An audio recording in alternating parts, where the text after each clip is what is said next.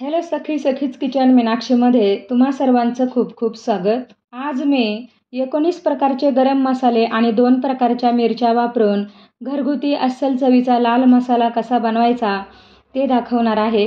Video skip न करता पूर्ण पहा आणि आपल्या चॅनलला लाईक, शेअर आणि सबस्क्राईब करा। चला तर मग रेसिपीला सुरुवात करूयात। इथे मी 20 ग्रॅम मिरी घेतलेली आहे, 20 ग्रॅम लवंग, 10 ग्रॅम त्रिफळा, 10 ग्रॅम मसाला वेलचीचे दाणे घेतलेले आहे, 10 ग्रॅम हिरवी वेलची घेतली, 10 ग्रॅम मसाला वेलची घेतलेली आहे, 15 ग्रॅम सुंठ घेतलेली आहे बारीक तुकडे करून, 20 ग्रॅम चक्रीफूल घेतलेले आहे, 20 ग्रॅम दालचिनी घेतली, 30 ग्रॅम खसखस घेतलेली आहे, 20 ग्रॅम शहाजिरं, 20 ग्रॅम बडीशेप घेतलेली आहे, 20 ग्रॅम नेहमीच्या वापरातील जिरं घेतले, 1 जायफळ घेतलेलं आहे, 10 ग्रॅम हिंग घेतलेला आहे, 10 ग्रॅम बादलफूल घेतले, 7 ग्रॅम जायपत्री मायपत्री घेतलेली आहे, 2 प्रकारचे लाल फूल म्हणजे याला लाल फूल सुद्धा म्हटलं जातं। इथे मी 300 ग्रॅम हिरव्या रंगाचे ताजे फ्रेश धणे घेतलेले आहे, 20 ग्रॅम दगडफूल घेतलेला आहे, 20 ग्रॅम तेजपत्ता घेतलेला आहे, 2 प्रकारच्या मिरच्या घेतलेल्या आहे। लवंगी मिरची 600 ग्रॅम घेतली आणि बेडगी मिरची 400 ग्रॅम घेतलेली आहे।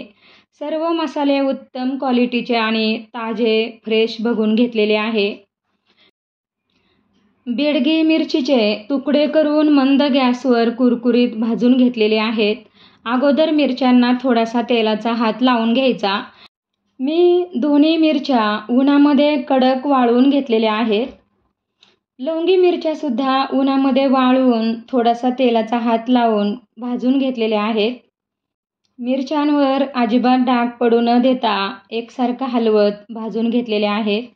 धने सुद्धा व्यवस्थित निवडून उन्हामध्ये वाळवून मंद गॅसवर चांगले गरम करून घेतलेले आहेत।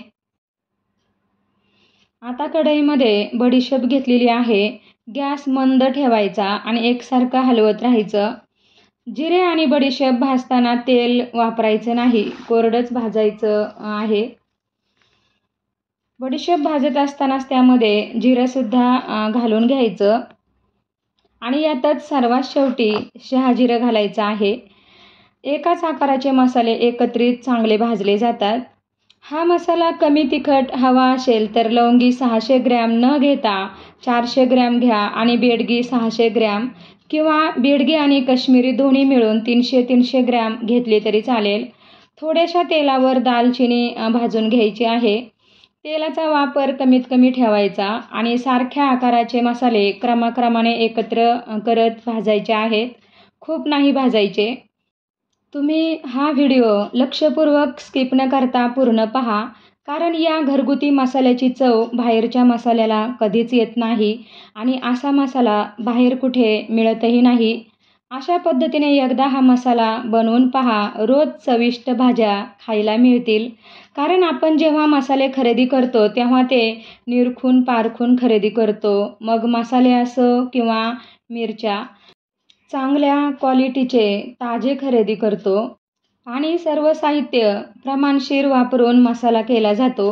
म्हणजे मसाल्यात एक आहे एक नाही असं नसतं किंवा स्वस्त ते जास्त महाग ते कमी असं नसतं आणि सर्व मसाले एकाच पाकिटात भरलेले शक्यतो नाहीच घ्यायचे, त्यात प्रमाण नीट नसतं आणि एकत्र भाजायलाही जमत नाही।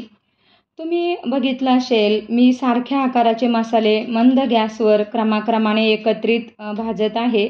मसाल्यामध्ये त्रिफळा आवर्जून घालायचा, त्यामुळे सर्व प्रकारच्या उसळी आणि नॉनव्हेजचे सर्व प्रकार खूपच छान होतात, त्यामुळे त्रिफळा नक्की घाला।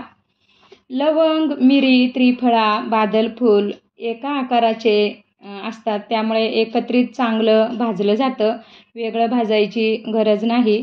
फक्त चांगलं गरम करायचं आहे, खूप लाल, काळे, खमंग किंवा धूर उठेपर्यंत कोणताही मसाला भाजायचा नाही। आता हे मी लाल फूल घेतलेलं आहे, खूप नाजूक असतं, अगदी थोड्याशा तेलावर भाजायचे। एकसारखं हलवत राहायचं आहे. यामध्येच मी मसाला वेलचीचे दाणे घालून घेतलेले आहेत. यातच खसखस घालून घेतलेली आहे. व्यवस्थित भाजून घ्यायची. आता हा मसाला भाजून झालेला आहे. काढून घ्यायचा आहे आणि बाकीचं साहित्य भाजून घ्यायचं आहे. अगदी थोडं थोडं तेल घालायचं आहे. आता मी यामध्ये मसाला वेलची भाजून घेणार आहे. मसाला वेलची भाजत असतानाच त्यामध्ये हिरवी वेलची घालून घ्यायची. 1 किलोसाठी अगदी योग्य प्रमाण घेतलेलं आहे. सुंठीचे बारीक बारीक तुकडे करून घेतलेले आहे. ते सुद्धा यातच भाजून घ्यायचे आहेत.